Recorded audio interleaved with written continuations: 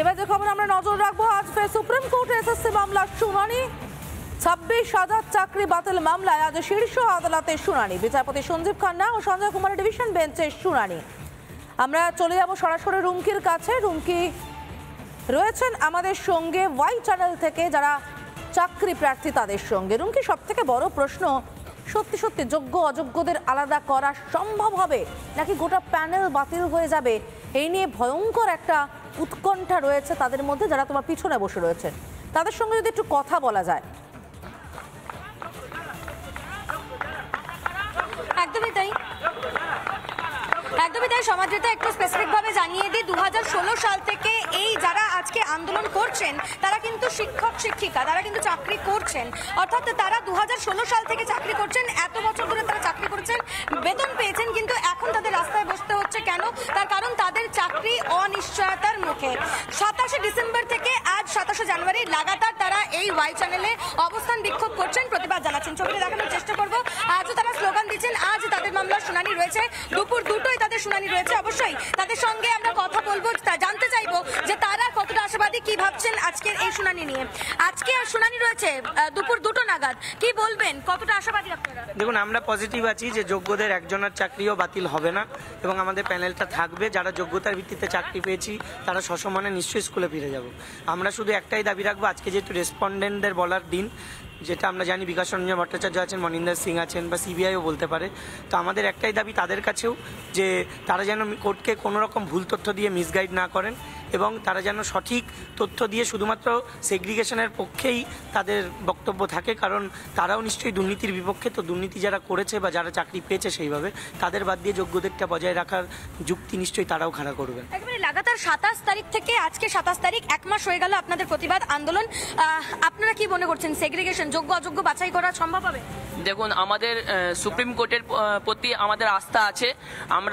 যেহেতু আমরা কিচ্ছু করিনি এখনো পর্যন্ত, কষ্ট করে পড়াশোনা করে পশ্চিমবঙ্গে জন্মগ্রহণ করেছি এবং কষ্ট করে পড়াশোনা করে চাকরি পেয়েছি। আমরা অতি গরিব ঘর থেকে উঠে এই জায়গায় এসেছি।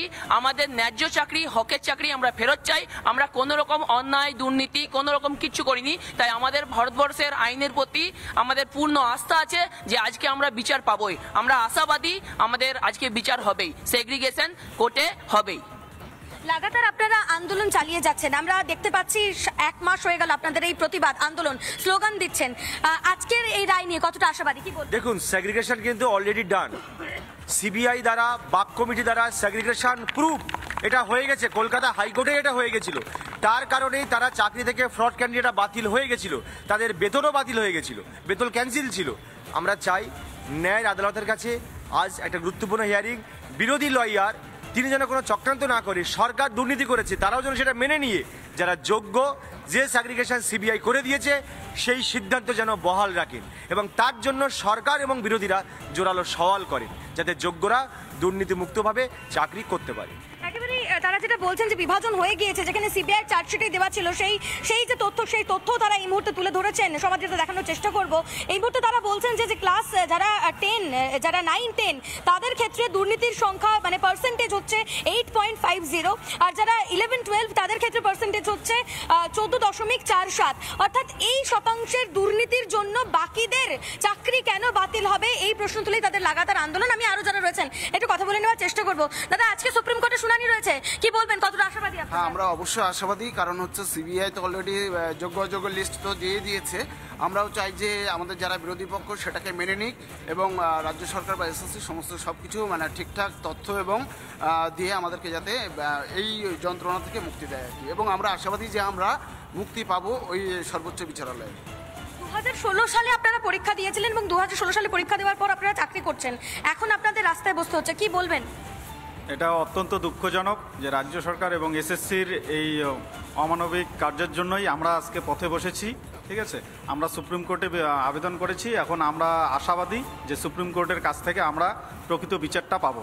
প্রয়োজনে তারা আমাদের যে নার্কোটিক টেস্ট এবং পলিগ্রাফ টেস্ট, নতুবা সুপ্রিম কোর্ট তাদের আলাদা কমিশন গঠন করে আমাদের সেগ্রিগেট করুক এবং সিবিআইয়ের প্রতিও ভরসা আছে, তারা যেন সঠিক তথ্যটা মাননীয় সুপ্রিম কোর্টের কাছে মানে তুলে ধরে সঠিক তথ্য দেয় এবং আমাদের যোগ্য শিক্ষকদের তাদের যোগ্যতা নিরিখে এবং যোগ্য শিক্ষকেরা যাতে তাদের যোগ্যতার সম্মান পান সেটাই চাইছেন তারা এই মুহূর্তে। প্রত্যেকে তাকিয়ে রয়েছেন সুপ্রিম কোর্টের শুনানির দিকে। আপাতত ধন্যবাদ রুমকি। নানা ধরনের কন্টেন্ট দেখার জন্য লাইক করুন, শেয়ার করুন আমাদের ফেসবুক পেজ, সাবস্ক্রাইব করুন আমাদের ইউটিউব চ্যানেল। পাশাপাশি অন্যান্য ব্রেকিং নিউজের জন্য অবশ্যই চোখ রাখুন রিপাবলিক বাংলায়।